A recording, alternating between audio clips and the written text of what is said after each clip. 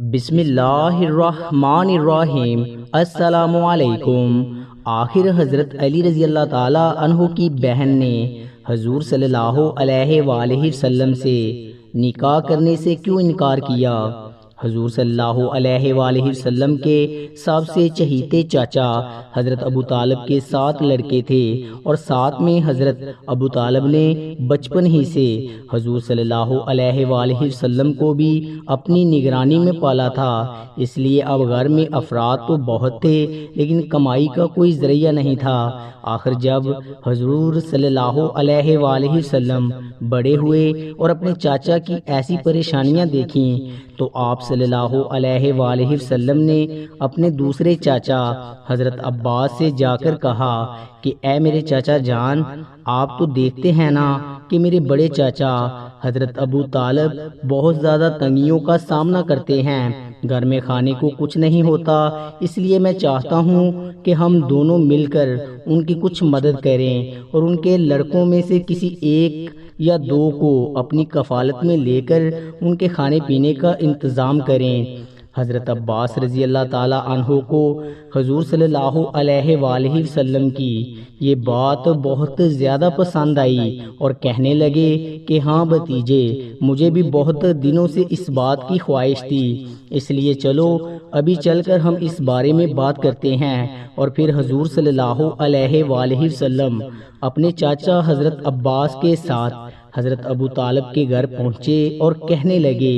اے میرے چاچا جان، ہم آپ کی پریشانی تنگ حالی کو دیکھ کر اکثر رنجیدہ رہتے ہیں، اس لیے آپ اپنے لڑکوں میں سے کسی کو بھی ہماری کفالت میں دے دیں۔ تو یہ سن کر حضرت ابو طالب نے جواب دیا کہ میرے چھوٹے بیٹے عقیل کو چھوڑ کر تم جسے چاہو اسے لے سکتے ہو۔ تو حضور صلی اللہ علیہ وآلہ وسلم نے حضرت علی رضی اللہ تعالی عنہ کو اور حضرت عباس نے حضرت جعفر طیار کو اپنی کفالت میں لے لیا۔ وقت گزرتا گیا، اب کیونکہ حضور صلی اللہ علیہ وآلہ وسلم کا بچپن بھی حضرت ابو طالب کے گھر گزرا تھا اور شادی تک آپ صلی اللہ علیہ وآلہ وسلم اپنے چاچا حضرت ابو طالب ہی کے ساتھ رہے، تو اسی لیے حضور صلی اللہ علیہ وآلہ وسلم کو اپنے چاچا کی لڑکیوں میں بڑی لڑکی حضرت ام ہانی سے بہت زیادہ لگاؤ تھا، اور خود حضرت ام ہانی بھی حضور صلی اللہ علیہ وآلہ وسلم کے اچھے اخلاق کی وجہ سے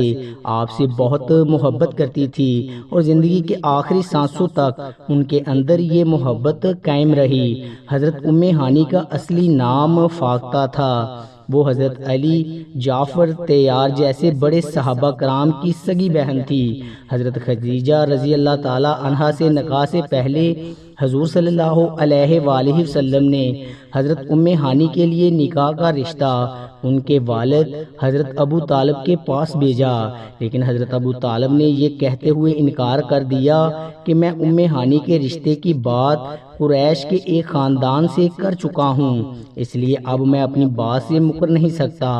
روایتوں میں آتا ہے کہ حضرت ام ہانی نے اسلام بہت دیر میں قبول کیا، لیکن اس کی بڑی وجہ جو بیان کی جاتی ہے وہ یہ ہے کہ حضرت ام ہانی کی شادی قریش کے جس آدمی سے ہوئی تھی اس کا نام حبیرہ تھا، وہ اسلام کا بہت بڑا دشمن تھا، اس لیے حضرت ام ہانی اپنے شوہر کی سختی کی وجہ سے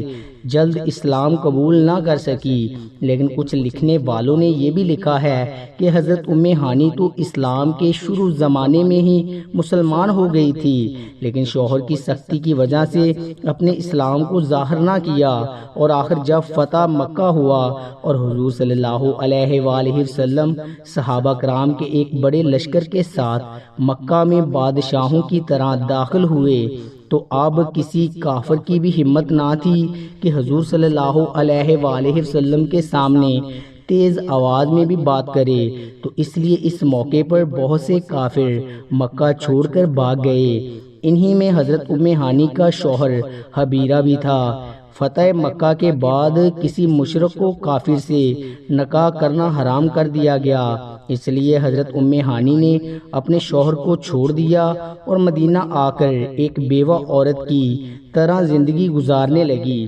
کافر شوہر سے چھٹکارے کے بعد حضرت ام ہانی نے اپنے اسلام کا کھلے طور پر اعلان کر دیا۔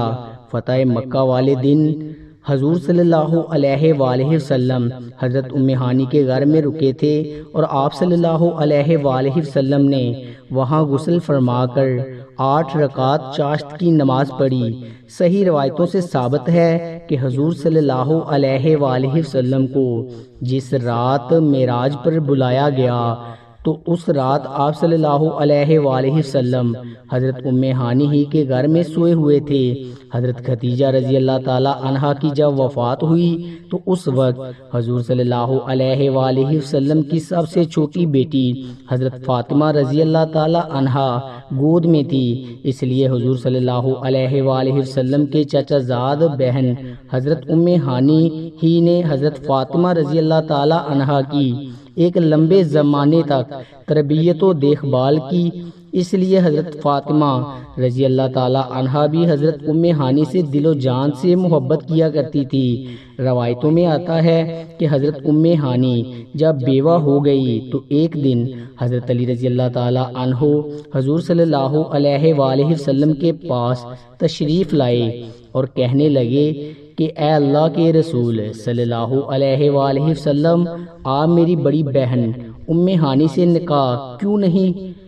کر لیتے؟ تو حضور صلی اللہ علیہ وآلہ وسلم نے حضرت علی کی بات کو پسند فرمایا اور حضرت ام ہانی کو نکاح کا پیغام بھی بھیج دیا، لیکن حضرت ام ہانی نے آپ صلی اللہ علیہ وآلہ وسلم سے نکاح کرنے سے صاف انکار کر دیا۔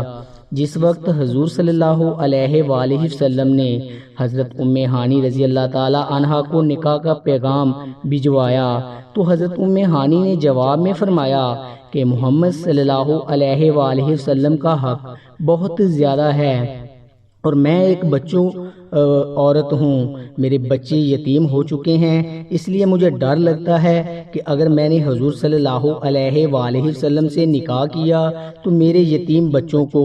پھر میری طرف سے وہ حق نہیں ملے گا جو ایک ماں کی ذمہ داری ہوا کرتی ہے، اور اگر حضور صلی اللہ علیہ وآلہ وسلم سے شادی کے بعد میں اپنے حق ادا کرنے میں لگ گئی تو مجھ سے حضور صلی اللہ علیہ وآلہ وسلم کا حق ٹھیک سے ادا نہیں ہو پائے گا جو کہ میرے لیے محرومی کا سبب بن سکتا ہے۔ تو جب حضور صلی اللہ علیہ وآلہ وسلم کو حضرت ام ہانی کے اس جواب کی خبر ہوئی تو آپ صلی اللہ علیہ وآلہ وسلم فرمانے لگے کہ قریش کی عورتیں بہت بہادر اور سمجھدار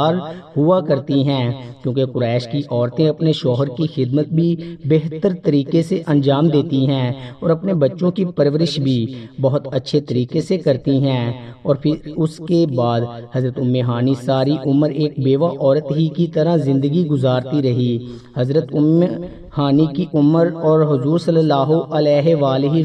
وسلم کی عمر تقریباً قریب ہی تھی، لیکن حضور صلی اللہ علیہ وآلہ وسلم کی وفات کے بعد حضرت ام ہانی کافی دنوں تک زندہ رہیں اور ان سے تقریباً 45 سے زیادہ حدیثیں مروی ہیں۔ وہ حضور صلی اللہ علیہ وآلہ وسلم کی خوبصورت چہرے کی تعریف بڑے ہی انوکھے انداز میں بیان کرتی تھی۔ اللہ پاک ہمیں دین کے مطابق زندگی گزارنے کی توفیق عطا فرمائے اور ہمارا خاتمہ ایمان پر فرمائے، آمین۔ ناظرین، کامنٹ باکس میں اللہ تعالیٰ کے 99 ناموں میں سے ایک نام ضرور ٹائپ کریں۔ شکریہ۔